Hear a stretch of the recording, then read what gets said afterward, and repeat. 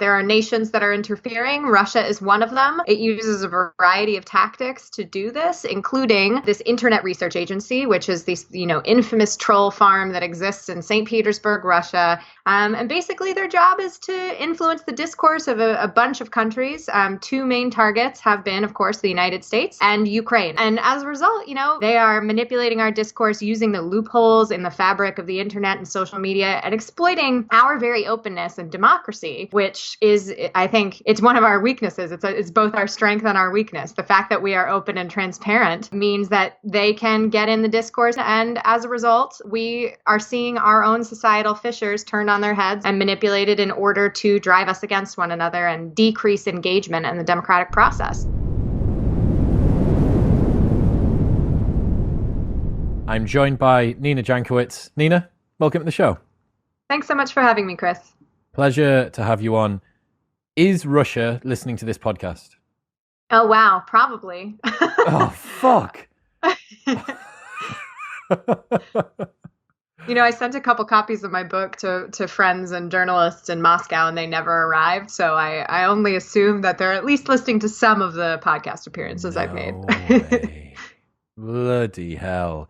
So where do we start? Let's lay the land for people who don't know what the IRA is, or think that the IRA is like the terrorist cell in Ireland.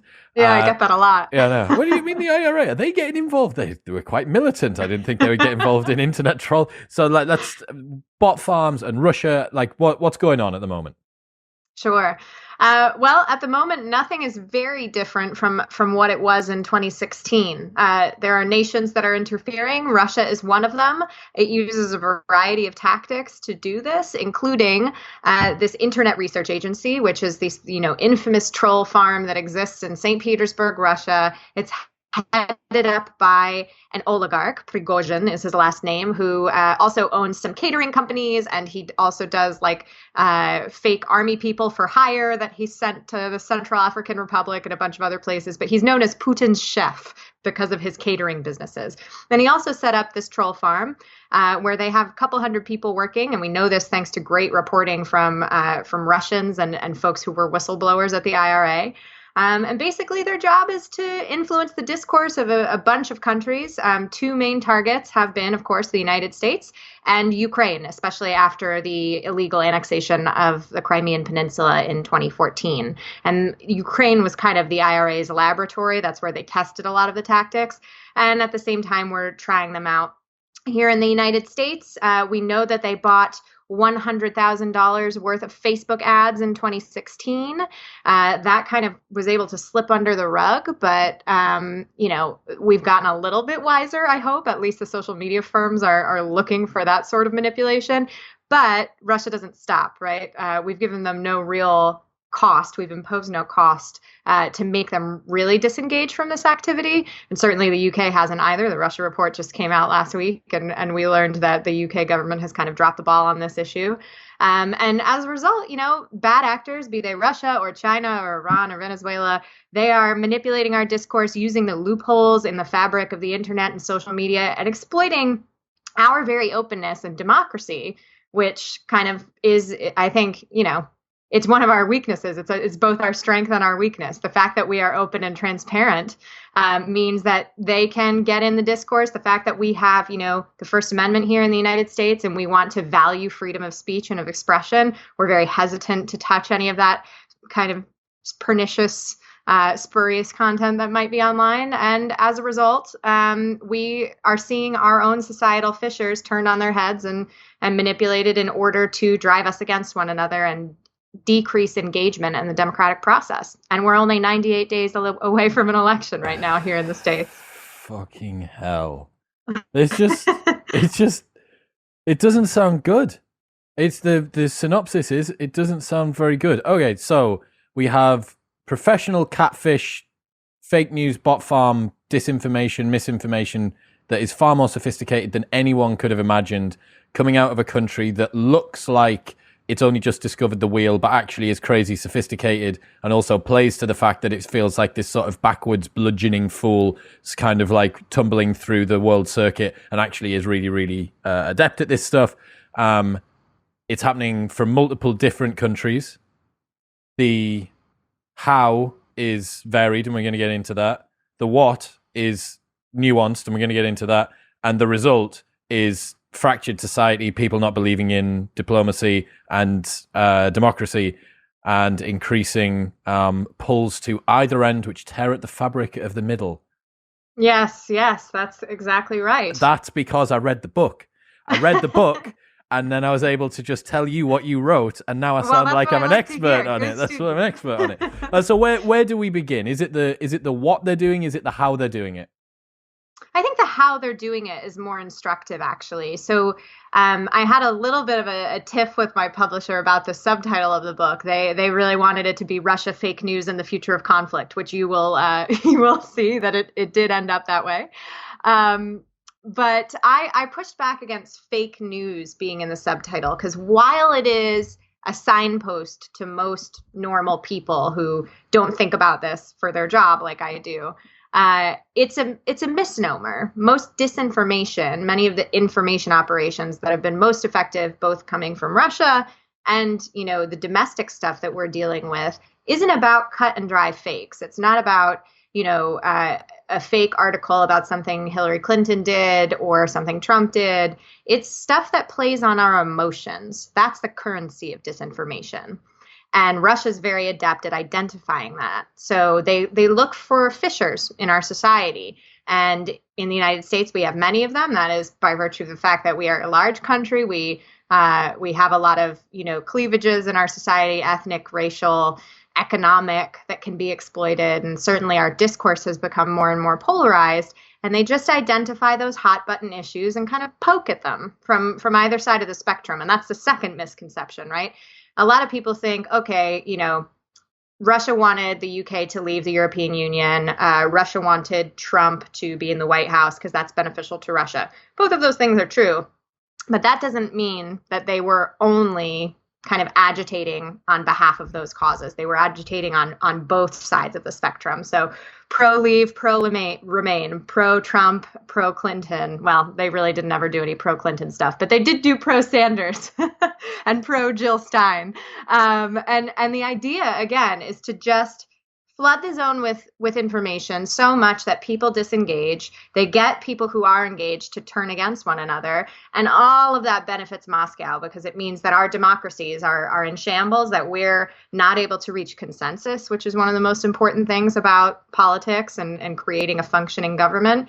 It means that government is less responsive. And that's great for Putin. He can point to that and say to Russians, is that the sort of democracy you want? Is that why you're on the streets right now? No, you want something stable. You want order, and that's what I'm giving you here in Russia. It also means that Russia's status is definitely increased in the world. Is there a time since 2016 where the United States hasn't been going on and on about Russia every day? There's at least one Russia-related disinformation article, not to mention all the other stuff that they've been doing, which of course we've been kind of ignoring, right? Because we're so concerned with this, we're so concerned with what's going on at home. All of that's great for Putin. How do we define, or how do we identify the difference between Russian or malignant, malign actor instantiated news, which is making people not want to engage with the discourse, and domestic-based news? Because it seems like the tactics that Russia's using here, which is divisive, encouraging people to disengage with talking online and stuff like that, seems like we're doing a pretty good job of that ourselves. And the fact that I can say that sentence makes me think, where's the line? Yeah, you're absolutely right. And that's actually one of the main points of the book. So I went out and did this reporting in 5 countries in Central and Eastern Europe, thinking like, okay, I'm going to write a lot about Russian disinformation. But really the main point is that you can't fight Russian disinformation or Chinese disinformation or what have you if you're not addressing domestic disinformation as well. We need to understand that disinformation, no matter its vector, is a threat to democracy. And that's something that we've really not gotten to here in the United States. I think there is a disincentive to tell the truth in our politics lately. If you are telling the truth, you are absolutely on the back foot compared to the people who are using the Russian playbook on their own citizens. And we've seen a lot of that here. There are other countries in the book I talk about, namely Poland, where that has been playing out. There, you couldn't have a country that understands the Russian threat more than Poland, and yet they're doing so little to address it because they're kind of enveloped in the domestic disinformation scheme at home, and you can't have it both ways. You just can't. And that's where kind of the regulation question comes into play. Nobody's really answered that question yet. But really, the rules need to apply to everybody, no matter the vector of that disinformation. This sounds, and some people listening may be thinking that this just sounds like crazy conspiracy theory. Like, right, let's get our tinfoil hats out. Nina's chatting again.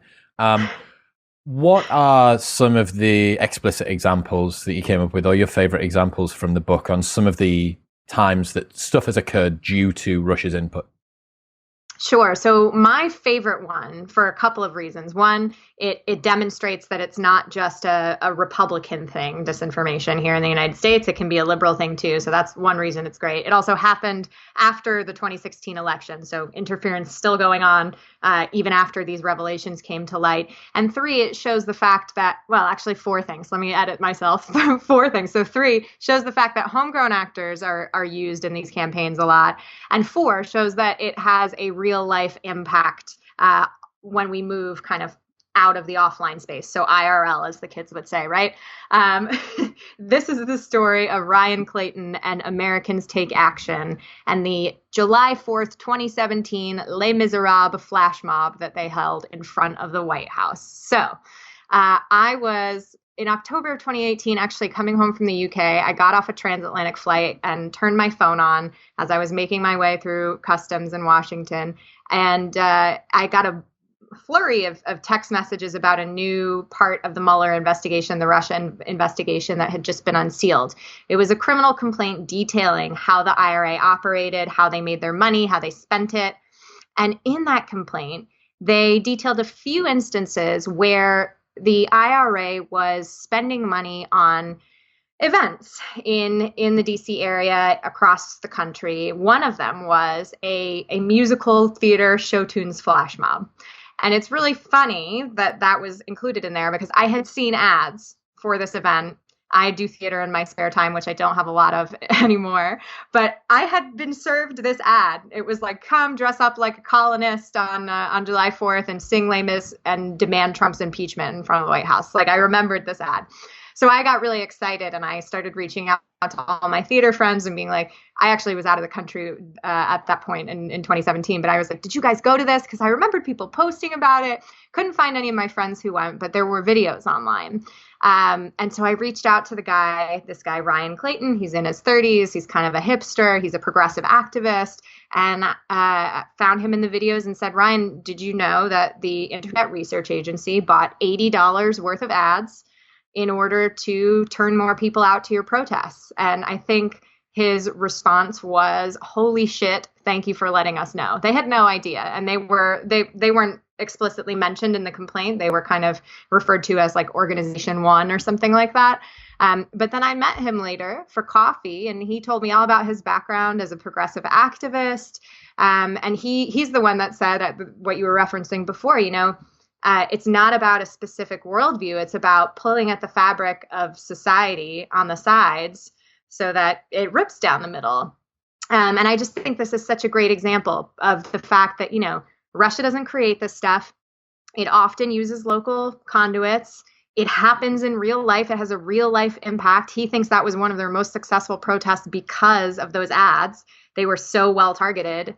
And, it kept going after 2016. It's just staggering to me. So it's not like Russia are sending over spies, or there's a bunch of Russians taking off their little sort of fez hats and then donning like hippie elephant pants and going outside of the White House. Well, they're not. We don't know that for sure. The Internet Research Agency did send a couple of employees over to do kind of a reconnaissance mission, and I think 2014 or 2015. But no, it's not like FSB agents are coming from the Russian embassy and infiltrating. Outside They're actually, yeah, which is the best part. You should watch the videos. They're really, really inspiring. But Yeah, it's more about using people who are already expressing these viewpoints, identifying them, and amplifying them, and that's what's still happening today, right? We've gotten a little bit better at detecting those fake ads. Facebook doesn't allow those for the most part to be bought anymore. But Russia continues its information laundering, using those authentic local voices to deliver or amplify a divisive message, sometimes wittingly, sometimes unwittingly. There was a CNN investigation in March that broke the fact that the Internet Research Agency had contracted with PR firms in Ghana and Nigeria to spread its messaging, kind of pro-Black Lives Matter messaging in the United States. So they have that conduit. But that's one of the witting examples. We have unwitting examples all the time of, fringe outlets unknowingly amplifying Russian narratives or Russian-based content, that sort of thing, or narratives on fringe outlets that deliberately take stuff from RT and Sputnik or other Russian propaganda sources. So it's complicated. And then there's, money involved as well, illicit finance, and how networks of organizations and political parties are supporting all of those narratives to lend credence to them, and they're supported by the Russian government. It's like the enemy of my enemy is my friend, I suppose, unfortunately. And if you, as someone on one side of the aisle, permits some disinformation or misinformation to go ahead because you know that it's going to damage the person that's on the other side of the aisle, you are a little bit complicit. Have you got any idea if so, how much they've been involved over the last few months? Has there been any rumors about how much they've got involved in the recent Black Lives Matter protests and stuff like that? Well, it's hard to track these campaigns in real time, especially because the platforms don't give us back-end access. So what we do have is based on Twitter, which everybody knows that Twitter's not real life. And Facebook, we kind of have to do guesswork. So it's hard to identify this stuff in real time. And they're not creating those same fake accounts the way that they used to. All of that being said, if you look at the kind of overt propaganda that Russia puts out on RT and Sputnik and similar, outlets like Ruptly, which is a subsidiary of RT, there's a whole bunch of like smaller video outlets that Russia uses. They've certainly taken a really critical view of the U.S. during these protests, which, like, honestly, we deserve it. We have been harassing and beating protesters and journalists, and it's hard to think about how we have two legs to stand on when it comes to talking about human rights abuses and things like that, when that sort of thing is happening here. And that's perfect for Russia. It's ready-made disinformation.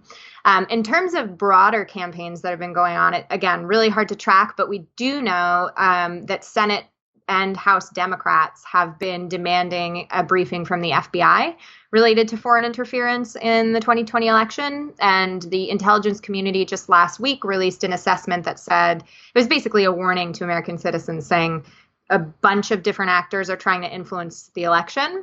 Russia is one of them. China is one of them. But we're really concerned about Russia, especially related to cyber issues. We know that Russia, for instance, is hacking vaccine trials for COVID-19. But the Senate and House Democrats say that wasn't enough, and we need more detail about the types of campaigns that are going on, so Americans know what to look out for and what information to trust, frankly. Of course, that gets really politicized again, because any discussion of Russian interference is automatically viewed as an indictment of Trump's legitimacy, and that's really, really unfortunate. No one is. Okay, people are claiming that Trump is not a legitimate president. I am not one of them. I just want to make sure that, we are protecting our discourse and that people have the tools they need to navigate the information environment we're in. It's not a political issue for me right now. Talk me through the life of an IRA agent. How many people do you work with? You turn up to work, you sit down at your desk, you learn about America. What do you do? Do you read a bit about America, come up with a funny meme about Donald Trump, send it out, spend a bit of boost the post, and then leave it? What are they doing? Talk me through how many people work there and where it is and stuff. Yeah, I don't know if we have an updated number about how many work there, anymore. It used to be a couple hundred. They since moved their headquarters, and we don't know where they are anymore. I mean, maybe somebody in the intelligence community does, but I don't know. And they have these different departments. The America department is a lot of former journalists, especially young people who have good knowledge of English. They have good knowledge of American culture, which is frankly a lot of Russians. They have Law and Order reruns constantly on in Russia, for instance. They consume a lot of American culture. I think they're consuming a little bit of American media, watching the trends in the information space. They have some guidance about issues that they should be pressing and what candidates they should be supporting and what they should be kind of denigrating. But ultimately, I would describe the approach as spaghetti at the wall. They are throwing spaghetti at the wall. They are seeing what sticks, and then they are continually throwing that same sticky piece of pasta at that same spot on the wall because they know it works, and social media allows them to do that. So anybody who's ever bought a Facebook ad or promoted anything on Twitter or Google understands that the level of targeting data you have. You can really A/B test things to see what is resonating with people, and it's just a ready-made kind of disinformation laser gun. But they have to figure out what works first. And so if you look through the Russian ads from 2016 that the House Democrats released in 2018, it's not necessarily all like bang on, super successful, engaging content. Some of it's really weird. And that's because they were testing things, right? Some of them have no engagement at all. It's just totally out of left field. And I think that's what's really interesting about it. The other interesting thing is that they understand that you can't just hit people over the head with false or misleading information right away. You kind of have to earn their trust because people are still, even today, I think, a little bit skeptical of new information they encounter online. And so the campaigns look like community building. Originally, they start with content that's, if we're talking about the Black Lives Matter movement, content that is about Black history or like positive contributions of Black Americans to society. And then after a couple of months, if not a couple of years of that, it moves on to stuff that is a little bit more political. So asking people to change their profile picture in support of a cause, asking them to sign an online petition, asking them to turn up in real life to a protest. And it's really ingenious the way that works. They've also identified, as I mentioned before, different activists who are passionate, legitimate activists and looking for just some extra support. So if somebody comes to you and says, I want to buy you some ads for your protest, as Ryan Clayton from Americans Take Action told me, he was like, well, as long as they're not politicians for killing puppies, then yeah, I'm going to take your money because it's important to me to get my cause across. And I think that's the sort of thing that's happening. And especially because Facebook in particular is using groups now as such an important part of its platform and a way to engage users. That's where we're seeing a lot of this really, really scary information being shared because there's less oversight there, and these are closed spaces. God, I just keep on thinking that how much of the stuff that I see online is created by some fella sat in the IRA. What are some of the ads that they ran during 2016 that were either some of the ones that were effective and some of the hilarious ones that were ineffective? Can you remember any of those? Yeah, my favorite one is this golden retriever who I love dogs. I have a dog. He's actually quite famous. He was on NPR once, National Public Radio here in DC. Yeah, he howls along to the theme song of one of their evening news shows. So he's a famous dog. This other dog, perhaps not so famous. This dog didn't do that well in the ads. He's a golden retriever. He's kind of sat in a little field. His paws are crossed. He's got a red and white star bandana on, and he's holding a little American flag between his paws. Obviously, this was photoshopped. And it says on the picture, like if you think it's going to be a great week, which I probably would have liked that because I don't know. Let's be real. If you wouldn't like that, you don't have a soul. Exactly, right? Or you hate America, which fine. Maybe you don't think the dog should be holding a flag. Maybe that's animal abuse. I'm not sure. But so that was one of their kind of more positive ads. It was shared on the Being a Patriotic Facebook page. There were other ones that were about Beyonce. It was like, trying to come for Queen Bey, as we call her, kind of, I don't know, criticizing her. There was like a dance-off post about Beyonce. There were some things that encouraged, again, on the Being Patriotic page, that encouraged Trump supporters to dress their kids up in Make America Great Again gear and take pictures of them. And then there was a contest, and whoever got the most likes would, I forget what the thing was, but that scares me because it's using kids and they're putting their images on the internet. What else was there? There was this duo of two Black guys in Russia who made content for YouTube. This never took off. They basically just made content targeted at the American Black community. And it was just basically talking about police brutality and stuff like that. But they weren't from America. They were from I forget which African country, living in Russia, clearly, targeting Black Americans. And it one of the slightly less subtle approaches that they went for. Exactly. They went for there. Yeah, exactly. I am Daniel, and this is like... yeah, they just weren't well produced. I mean, there's something to say for infotainment, which Russia's really good at. And if you are interested in this, I would recommend Peter Pomerantsev's book, Nothing is True and Everything is Possible. He worked as a TV producer in Russia in the 90s, which was a crazy time to be in Russia. And he talks about all of these slickly produced things that they're so good at. This was not one of them. It doesn't seem like it. It also seems like they've read Gary Vaynerchuk's jab, jab, jab, right hook, where it's like, I just keep on giving you some of this. It's a dog. It's just a dog with a bandana, this, and this. And then, we just signed this petition. The thing that makes me feel the most uncomfortable is when it starts to move from virtual to reality. Like when people are going and doing a thing.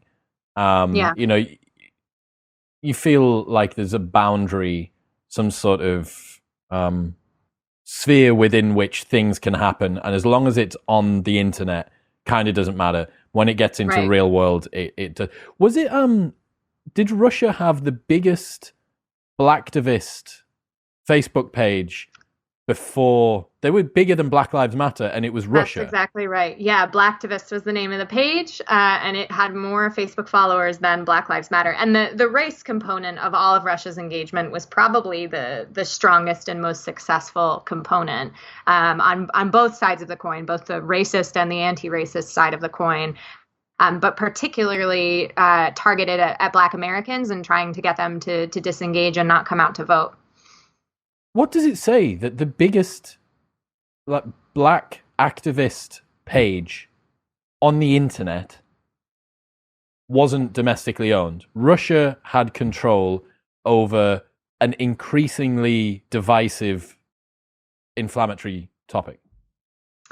It's not surprising, actually. Russia's been really good at using race for this stuff for decades. In fact, but they don't have any Black people. How do they even know how race works? Well, actually, Russia has 100 different ethnicities. Russians will tell you this off the bat. And none of them are Black. They do have some Muslims, though. Yeah. So, but during the Soviet Union, in fact, one of the big elements of Soviet propaganda was that there was no racism in the Soviet Union and that Black Americans should feel comfortable to travel to the Soviet Union where they would be treated as equals. It was one of their main calling cards. And I took a Soviet film class my first year of undergrad, and we watched this movie called Circus, and you can find this online. I can send it to you as well to include in the show notes. But there's the end of this movie. Basically, this American circus performer comes to Russia on a tour. There's this evil guy who's kind of her manager. He finds out that she has a Black baby. And she thinks this is going to be a huge scandal. He thinks it's going to ruin her career. And it turns out at the end that this, cornucopia of Soviet peoples in front of which she's performing just accept the baby. And the ending of the film is them passing the baby around, singing him a lullaby in all of their native languages and native garb, their ethnic garb, which, I mean, there's a lot of ethnic problems in Russia and the former Soviet space, a lot of racism against people who are not visibly white. So and I've had Black friends who have encountered a lot of this as well. So it's BS, hogwash. But they're very good at using this and very practiced at using this in the American context. And of course, like, again, it's not something that they really have to create. America has an endemic racism problem. And unfortunately, there are people who don't want to admit that. And so they're a prime target. And then the people who are, passionately fighting for social justice and racial justice are also targets for the reasons that we discussed before, because they're actively working and really want to get something done here. It must feel, as an activist of a worthy cause in your mind that's just doing your thing, and I just learned some stuff online, man, and I read this blog post and watched this video, and now I'm out here doing my bit for the cause. Like, to find out that cause was falsely created by someone from a country on the opposite side of the planet, I don't know what that says in a meta ethics term for what the truth is that person believes in. Does that push them closer to a truth that they wouldn't have known otherwise? Is it unfair to tell someone something that makes them act in a way when you're not from the country and you have a different... Do you know what I mean? Like, you can get kind of quite abstract with thinking about whether it's justified or not to further a cause which at its essence might have veracity and truth, but isn't being done for the right reasons. Does that make sense? Yeah. So I think the difference is, like, Russia's not creating this stuff, it's exploiting it. So I don't blame the activists at all, right? I think their intentions are pure, and there's nobody should take action against them for unknowingly engaging in this stuff. They have no, and no one really has, to their credit. I think it's worth educating activists and kind of members of civil society about the fact that you can't trust everybody you meet on the internet. Actually, I think this is worthwhile for everybody to understand, especially those of us who are active in, like, Facebook groups and stuff. I give the example a lot that just because you're in a group of local moms doesn't mean that everybody there is actually a local mom. And if you've not met them or been on the phone with them in person, like face to face, or in person, like on the audio, geez, I can't talk. Then you have reason to believe that they aren't who they say they are. And in fact, a lot of the activists who were being manipulated by Russia, they tried to get them on the phone and they could never get anybody on the phone, and they kind of just gave up and were like, all right, like, whatever, we're doing this action, we're doing this rally. It is what it is. And I think that's a red flag these days, and we have to be careful about it. And there are going to be people who aren't going to care about that on both sides of the spectrum. They're just going to say, I'm fine with taking that money. I don't care. I'm still, this is what I believe in. And that's where we need some regulation. There are rules about foreign money in elections. There are going to be, I hope soon, rules about foreign influence online related to political issues, and everybody needs to kind of increase their awareness of the fact that there are people manipulating the online discourse across the spectrum, inside and outside of our borders. Why did the Russians want Trump in office? Well, they hate Clinton. They really hate loads Hillary of people Clinton. hated her. Well, it was kind of personal with Putin and Clinton. He saw her as personally responsible for protests that happened in 2012 that were probably the biggest check on his legitimacy in office that he had ever faced. He saw those protests as funded by the United States and organized by the United States, even though they weren't. And she was pretty tough on him.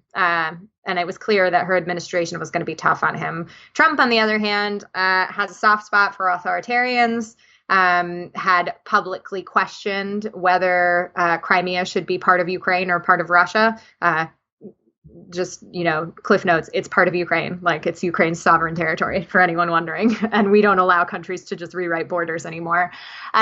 He has a lot of connections to Russian organized crime. A lot of the tenants in his condos and his buildings were Russian oligarchs, still are, because he's not divested himself from any of those holdings. So I think, in short, Putin knew he would be easy to manipulate, and I think that's proven true. We've not imposed any significant costs on the Russian regime for the things that they've done, not only in regard to disinformation, but vis-a-vis Ukraine, vis-a-vis Syria. There's any number of things we could have been harsher on. And for some reason, Trump has kind of just allowed that stuff to happen without any check, or even worse, his administration has imposed costs in other parts of government, be it the State Department or Treasury imposing sanctions on certain Russians. And then Trump has come in and kind of undercut a lot of that. He's just created this kind of incongruity between what his administration does and then the things he says to Putin. And he talks to Putin on the phone all the time. We never get readouts from what those calls say beyond like very, very broad things.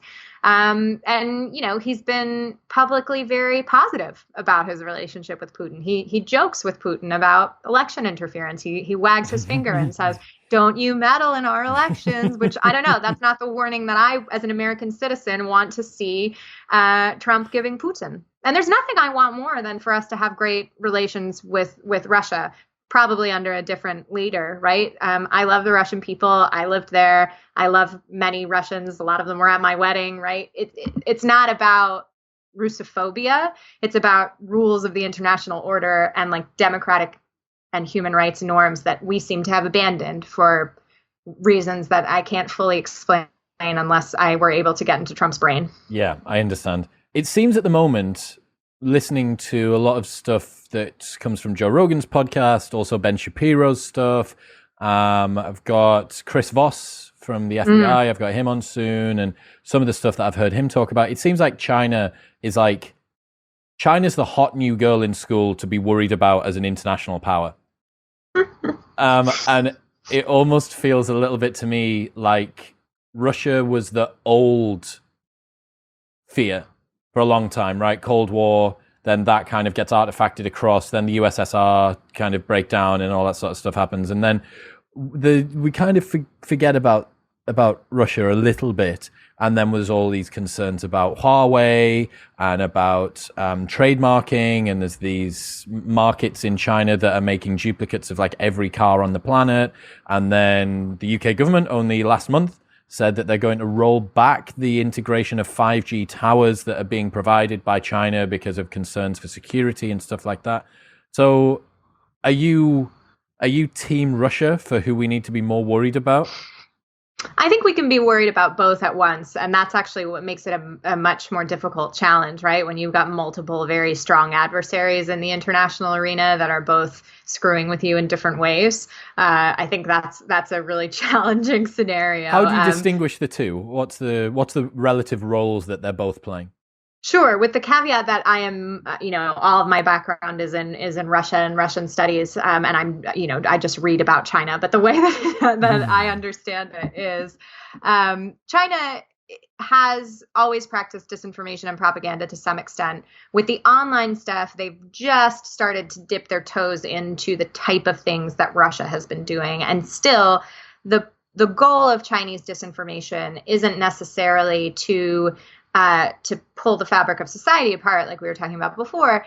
It's to promote China as a world power. It's to promote the Chinese kind of narrative, the Chinese view of the world, and of course to denigrate the United States and other Western powers.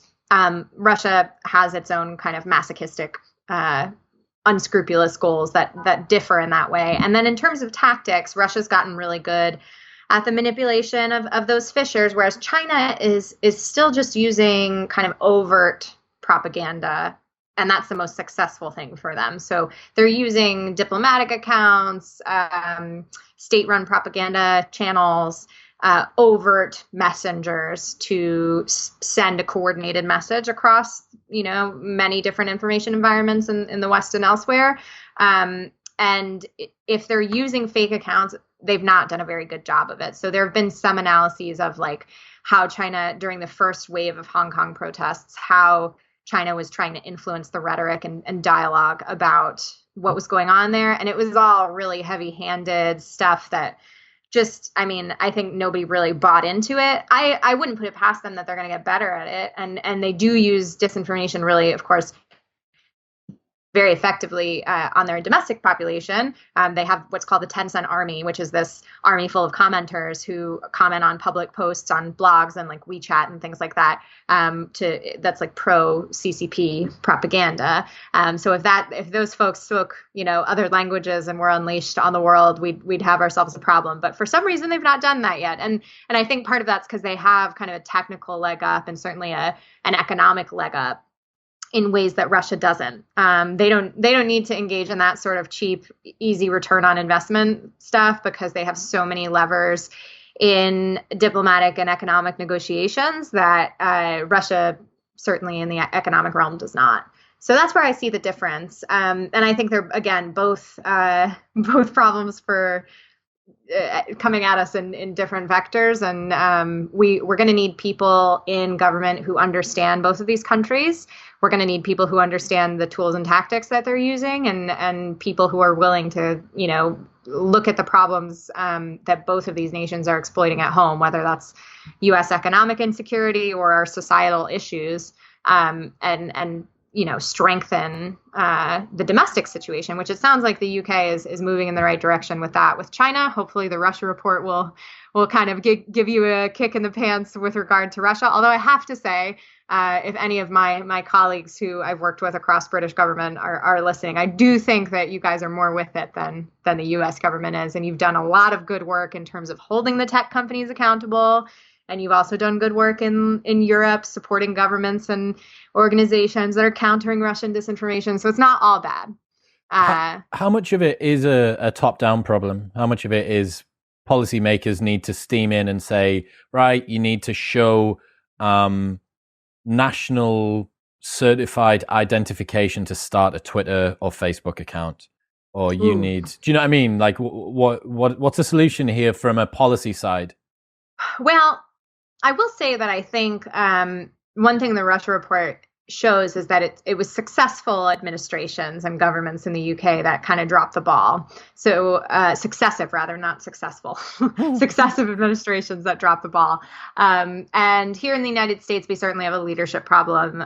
Trump doesn't want to recognize that this is a problem. That recognition, whether it's coming from UK Prime Minister, US President, is key to shoring up the resources that are necessary to create a policy response. And neither of our governments have done that satisfactorily yet. Every country that I look at in the book who at least has that clear assessment is able to get more done than both of our governments have. So that's the first thing. The policy response, without getting too boring and wonky, really has to be whole of government. And that's a term that's thrown around a lot. And I think when most national security people say whole of government, they kind of just mean, we need that recognition from the top and we're going to have some meetings about it. When I say whole of government, I mean it really needs to include the parts of government that you don't normally think of as part of the national security apparatus. Like we have a Department of Education who deals with schools. They need to be in the room, because we need to be teaching kids media literacy, digital literacy, how to recognize when they're being emotionally manipulated, all these things. Some countries have like a Ministry of Culture, Ministry of Sport, Ministry of Youth. All of those need to be included. We need to invest more in our public journalism. I really admire the BBC system. I know it has its faults, but that's a true investment in journalism as a public good. And in the United States, we spend $3 per person per year on our public broadcasting corporation. I was going to say, as much as you can criticize the BBC, it is nowhere near as fucked as America's press is. Oh my God. Yeah. The last few months have been a complete shit show. Well, and, in times of crisis, I think it's something around 60% of Brits still trust the BBC as a source of information in crisis. And I can't think of a single source that Americans would trust to that extent. And that's a problem. That vacuum is exactly what disinformation is attacking. So I hope that there is someday a government that understands that we need to heal ourselves at home to deal with these problems. That means good governance. It means investing in education. It means investing in journalism, and empowering the parts of government that deal with people on a regular basis. Local and state governments, again, those kind of citizen-oriented parts of government like the Department of Education. And we've not gotten there yet. And then there's a regulatory question that, Congress has completely dropped the ball in terms of the social media regulation we need, and also campaign finance reform, which is never going to fully be solved because it benefits those in power to not reform campaign finance. But these are all the things that, really need a good hard look. And I'm hoping that when people go to the ballot box in November, or as it were, I suppose, mail their ballots in, that we will all be thinking about that and how we need a renewed commitment to truth in this country, because ultimately, without that volition, without that political will in government, we can't do very much. And then there's no point in me getting out of bed in the morning. There's something about the divisive narrative that I've been increasingly hearing. Obviously, like 2020 is just mental. Like Trump got impeached this year. I know. Which was 75 years ago. Yeah. Trump got impeached this year. Tiger King happened this year. Like the big shit. It's so divisive. Like it's never been as mental for me as a Brit to voyeuristically watch the slow motion car crash that is American press. But there is some extra factor of fear that gets layered over the top of all of that when you realize that might not be due to the volition of the people who were actually writing the stories, or that the stories were being written about stuff which was contrived, like purposefully created by by out-of-state actors who want this to be the outcome. This is like, I don't know, this is like finding out the monster under your bed isn't what you need to worry about because the bed is the monster. And you're like,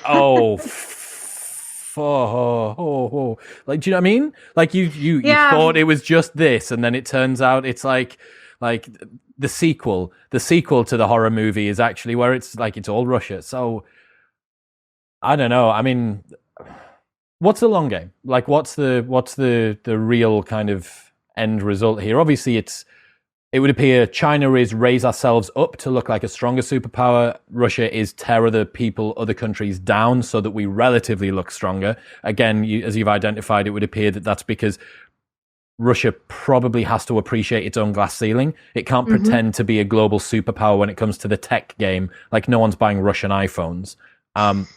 So what is the end goal for Russia then, other than just to make America look a bit shit?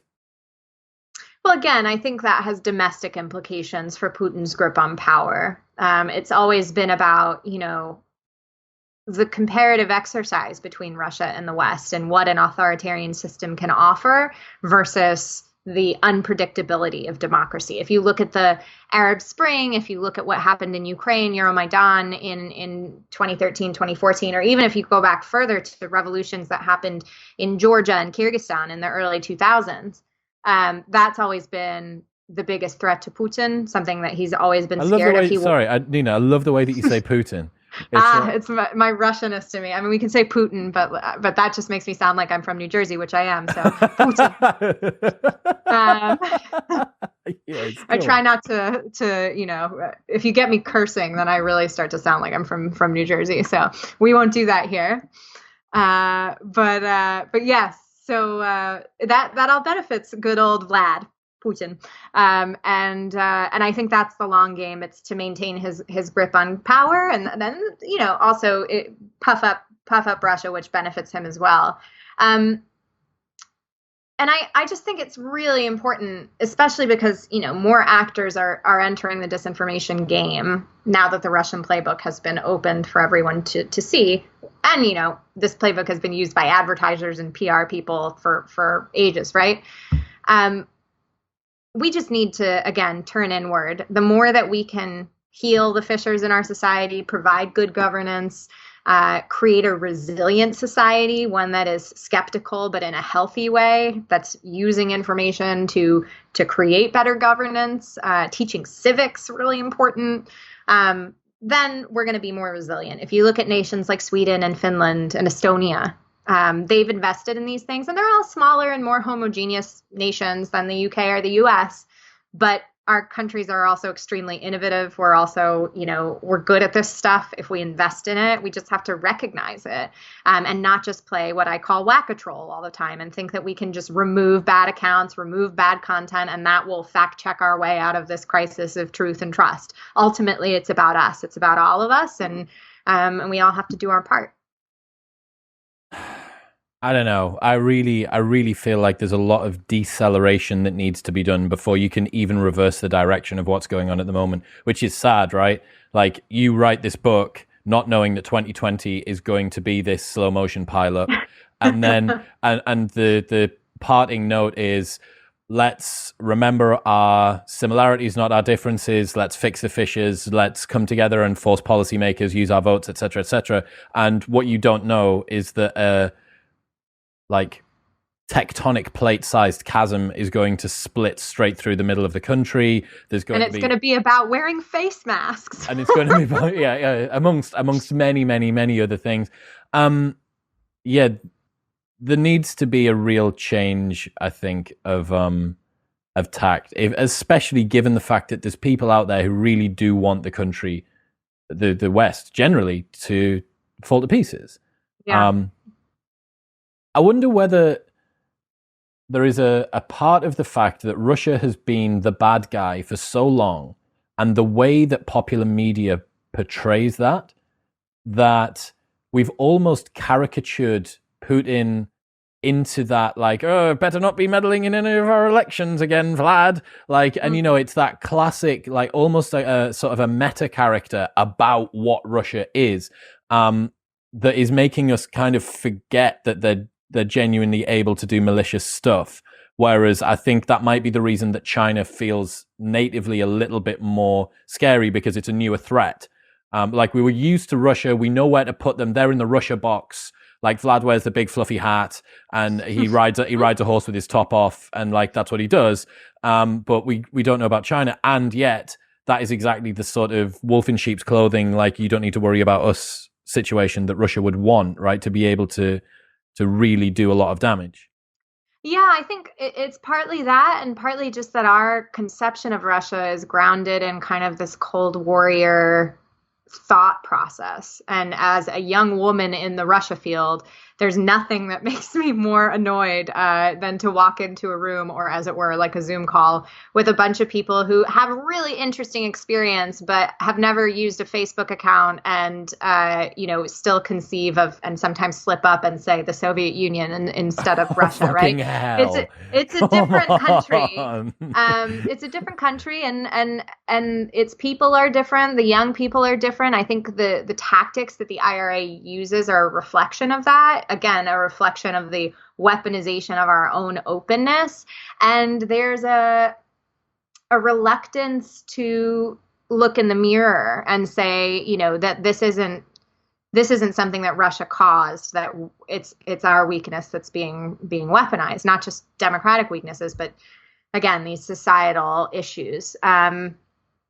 And I think that's hampering us when because Chinese propaganda and disinformation is a little bit more straightforward. It's just easier to be like, this is bad. What they're doing is bad. And nobody wants that. But what Russia's doing is so clever, and it is hard to attribute like exactly how bad it is. There's always this ongoing debate about, did Russia change any votes? And it's impossible to know that, right? Because we can't do retroactive polling and be like, did you see this ad? Did it change your vote? That's not how people's thought process works, but it is a steady drip over time that affects public opinion and people's conception of candidates and issues during a campaign. And as such, it makes it really hard to respond to, whether it's Russia or anybody else. And so I don't know. I hope that there is a little bit of return to nuance in the next couple of months, although that's going to be hard. Nobody's really talking about foreign policy right now in the United States. We have bigger fish to fry. And I think what little foreign policy discussion we are going to talk about is going to be characterized by that same rancor and kind of simplicity that the past couple of years have been. And it's just going to be, either you're pro-meddling or anti-meddling, which is a really poor distillation of the topic. But unfortunately, that's what it's come down to in Washington and a lot of discussions. we'll have to see how 2020 plays out. Nina, I think good point to leave it there. What do you want to plug? Where do you want people to go? Oh, well, you should buy my book at whatever local bookstore you like. I think those local bookstores need help right now. I understand if you don't want to leave your house, then you can buy it on one of the online sites. But if you can order from your local indie, I think that is the best thing to do at these difficult times. Very cool. It will be linked in the show notes below on Amazon, or throw a face mask on, go to Waterstones or WH Use the Smiths or Google whatever it is. machine. You can find it. Yeah, sure. Look, Nina, thank you. I hope that you have nothing to write about for the rest of 2020, and yet, sadly, I think that I'm going to be wrong. Probably, unfortunately. It's great to talk to you, Chris. And you.